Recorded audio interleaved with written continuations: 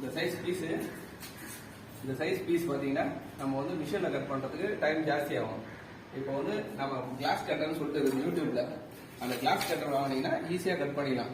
இது பார்த்தீங்கன்னா 2க்கு 4 டைல், 2க்கு 4 டைலுக்கு பெரிய பெரிய மிஷின்லாம் எடுத்துட்டு போறாங்க. நிறைய பேர் பார்த்துக்கிறாங்க நம்ம சைட்ல இருந்து வெளியே இருந்து நம்ம தெரிஞ்சு அவங்க கூட எடுத்துட்டு போறாங்க.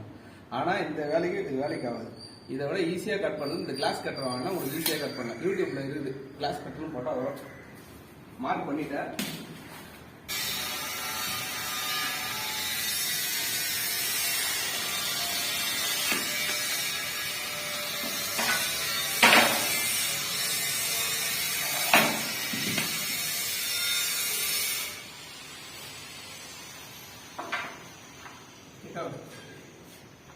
அவ்வளோ தெரியும் கட்டாக